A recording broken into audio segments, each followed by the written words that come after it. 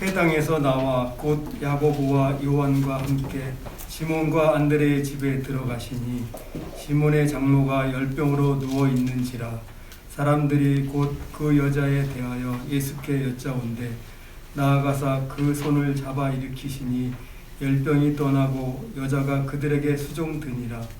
저물어 해질 때에 모든 병자와 귀신 들린 자를 예수께 데려오니 온 동네가 그 문 앞에 모였더라. 예수께서 각종 병이 든 많은 사람을 고치시며 많은 귀신을 내쫓으시되 귀신이 자기를 알므로 그 말하는 것을 허락하지 아니하시니라.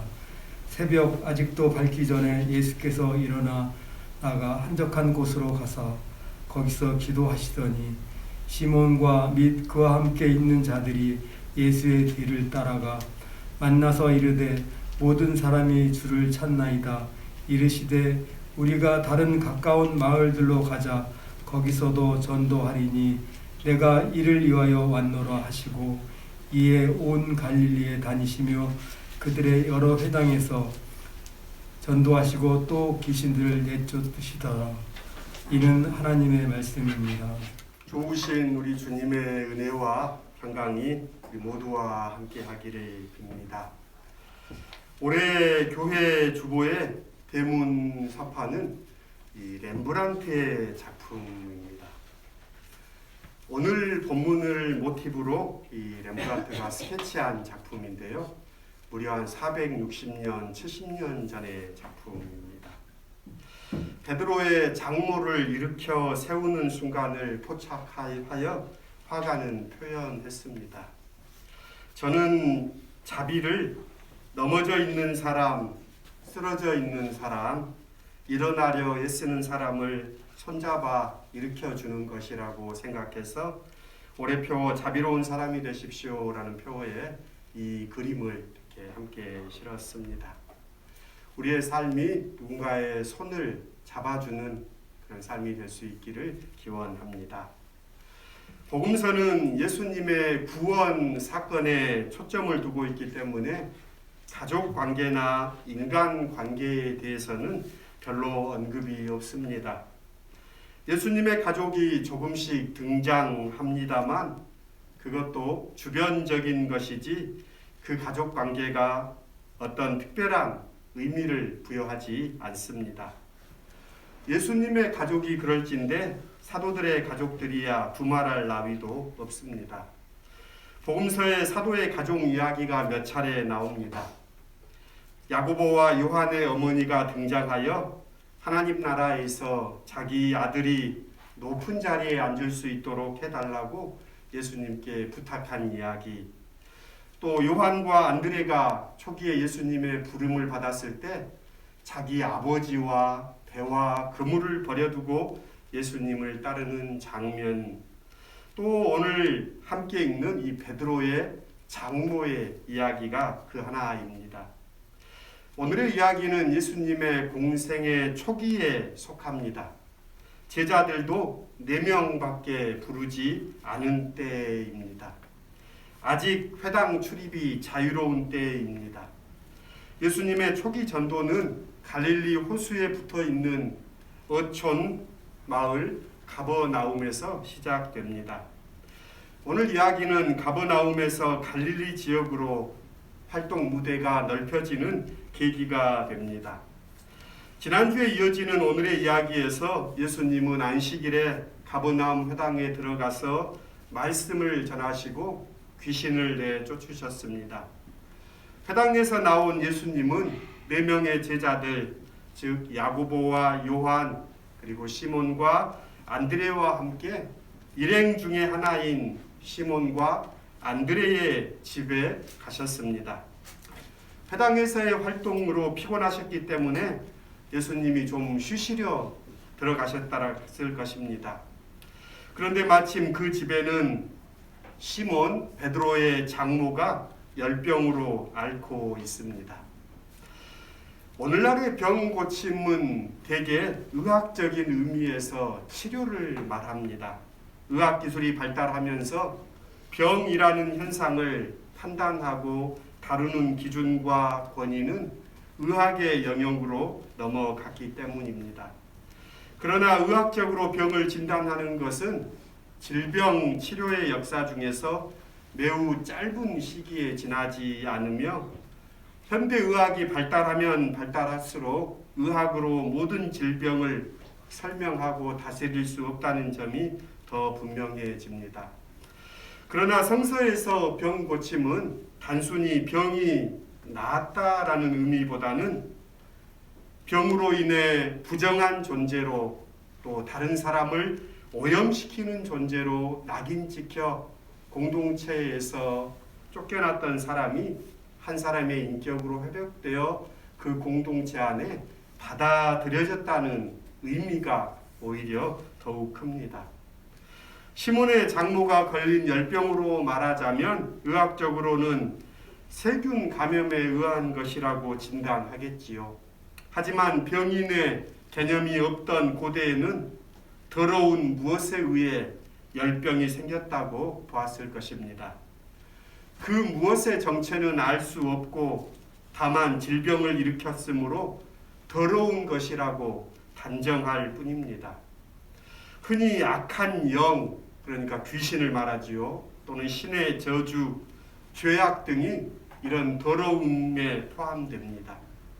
이런 이해를 하는 사회에서는 병자들은 1차적으로 격리됩니다. 격리의 의미는 병자가 부정한 존재로 낙인시켰다는 의미입니다.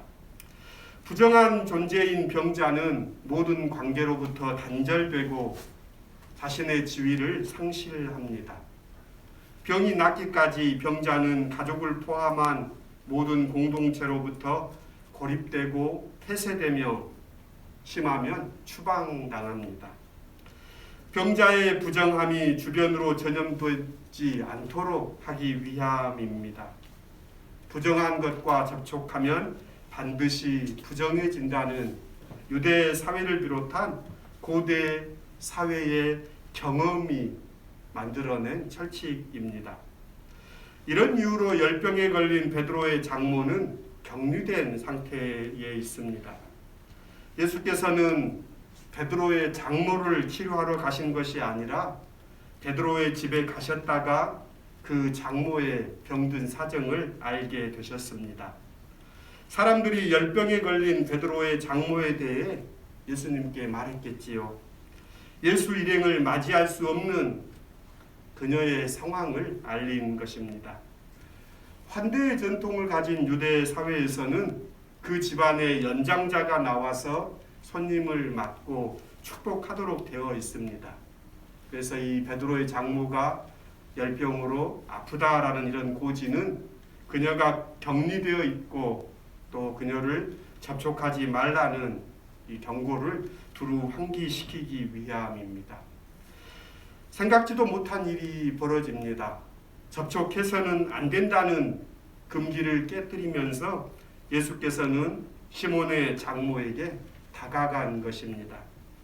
더 놀라운 것은 예수께서 그녀의 손을 잡고 일으키셨다는 점입니다. 이는 의도적인 타격으로 부정한 것을 만지지 말라는 율법을 정면으로 위반하는 행위입니다. 부정함이 거룩함을 오염시킨다는 옛 가르침을 뒤엎고 거룩함이 부정함을 능가한다는 새로운 가르침을 보여주는 행동입니다.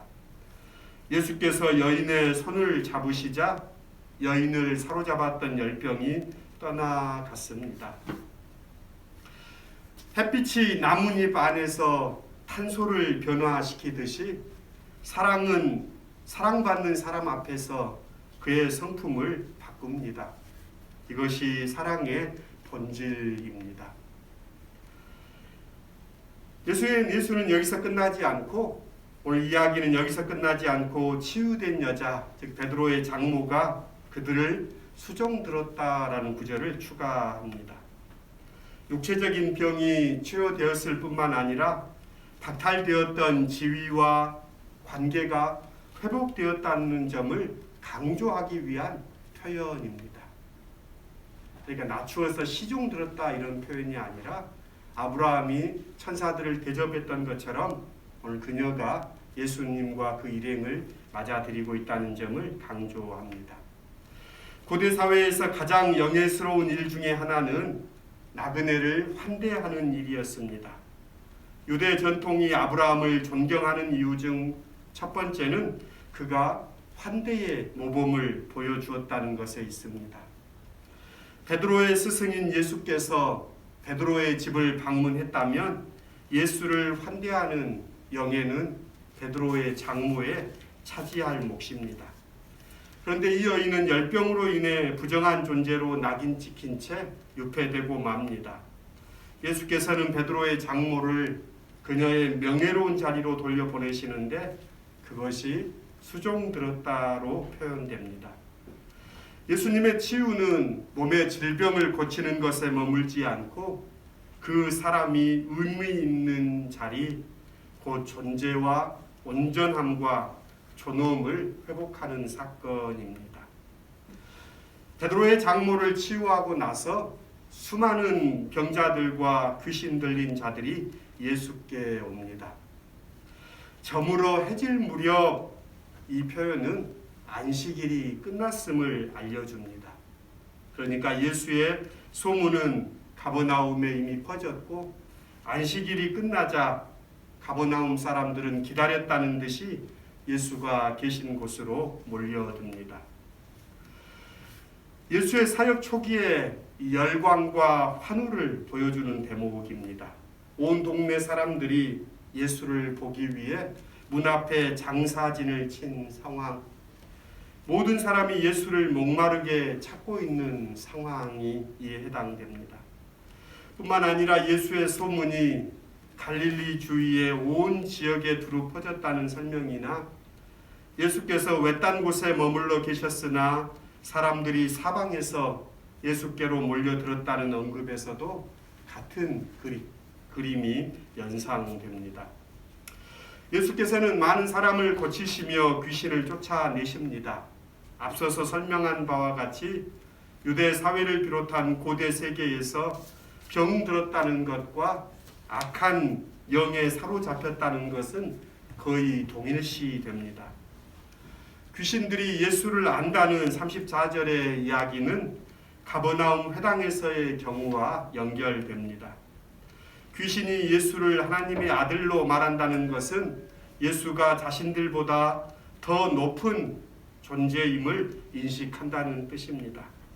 더 높은 권위를 지닌 예수께서 귀신더러 떠나라라고 명하심으로 귀신은 그 명령에 따를 수밖에 없다는 설명입니다. 특이한 점은 이렇게 많은 이적들이 나타났는데 믿음에 대한 언급이 없다는 것입니다. 사람들이 믿음을 가지고 예수께 왔다 갔거나 고침을 받고 나서 믿음을 갖게 되었다는 얘기도 없습니다.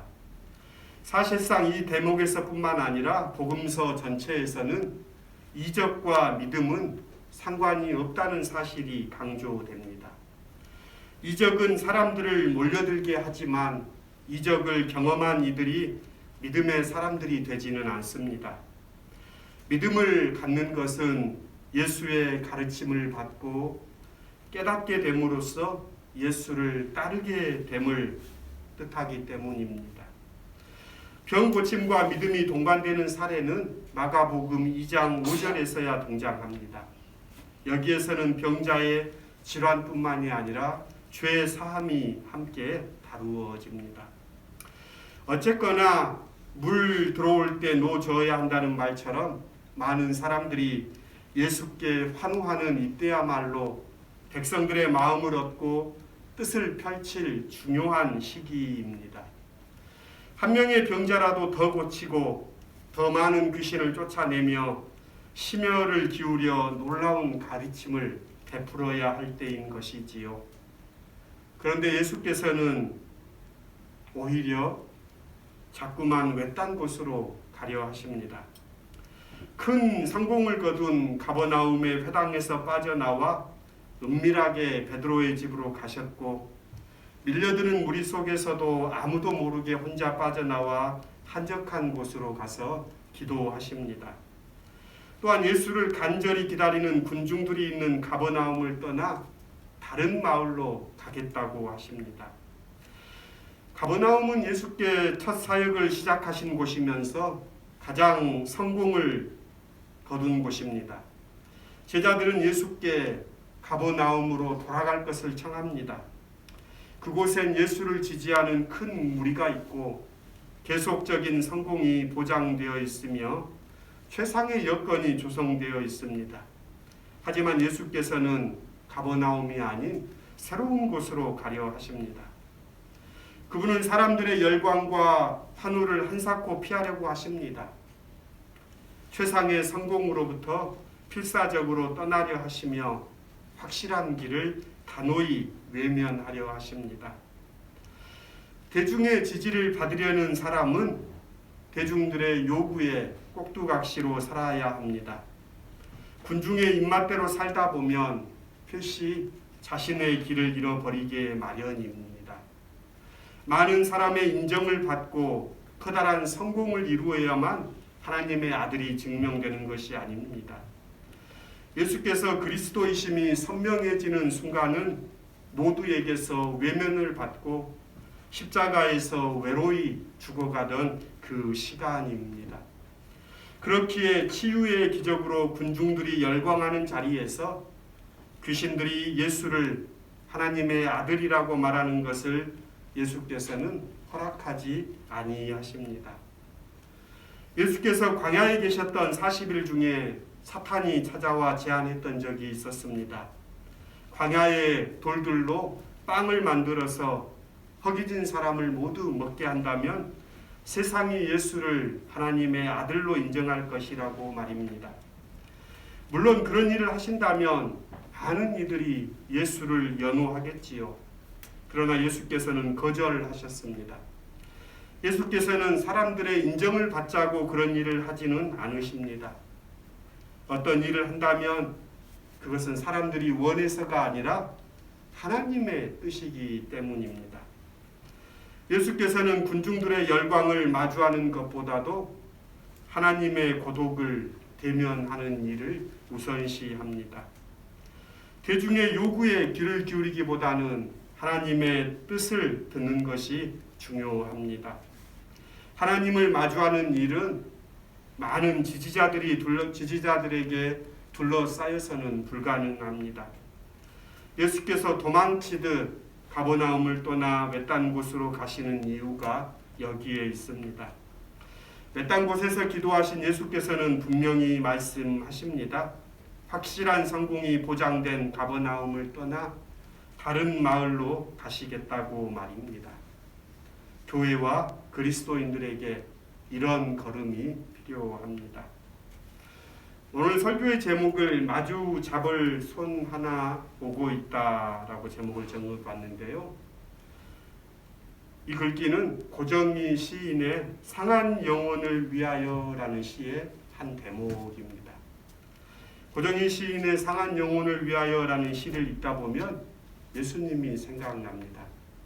시인은 1948년에 태어나 43살이 되던 해에 지리산에서 낙사합니다. 짧은 생애를 살았던 시인을 추모하며 시인의 친구였던 사회학자 조한혜정은 이 시인의 삶을 누구보다도 십자가를 무겁게 지고 살았던 이다라고 소개합니다. 그녀의 시를 읽다 보면 가버나움과 갈릴리 마을들을 다니시던 예수의 모습이 그려집니다.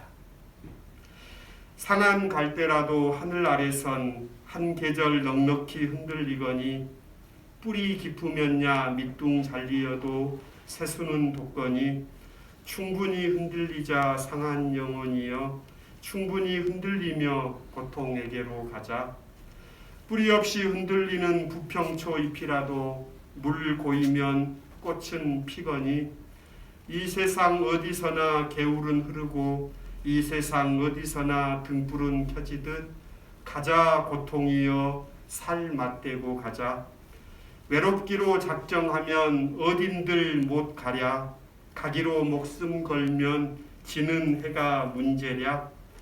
고통과 서름의 땅 훨훨 지나서 뿌리 깊은 벌판에 서자 두 팔로 막아도 바람은 불듯 영원한 눈물이란 없느니라 영원한 비탄이란 없느니라 캄캄한 밤이라도 하늘 아래선 마주 잡을 손 하나 오고 있거니 충분히 흔들리자 상한 영혼이여 충분히 흔들리며 고통에게로 가자.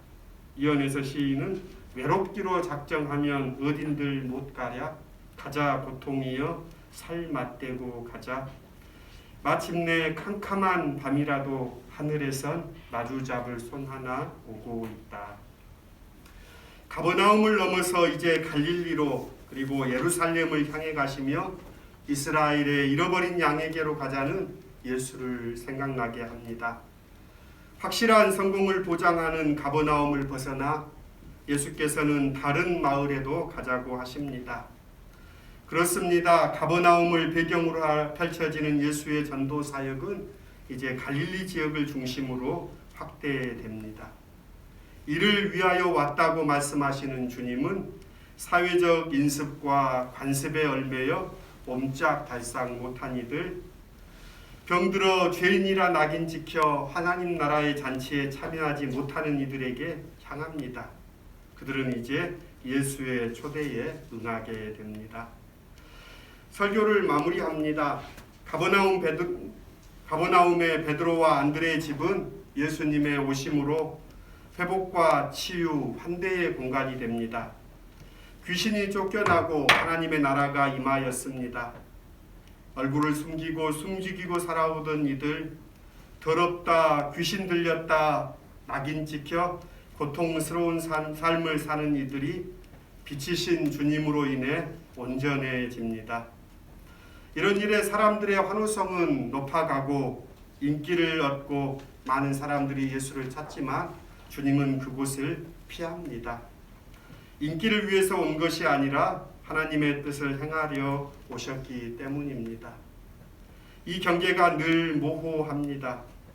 주님은 가버나움을 떠나 다른 마을에 가자라고 우리를 초대하십니다. 고통 가운데 있는 이들의 손을 마주 잡으려고 주님이 오십니다. 주님 지금 손 내밀고 있는 이들을 얼싸안을 수 있는 우리가 되기를 빕니다. 좋으신 주님의 은혜와 평강이 우리 가운데 함께 하기를 빕니다.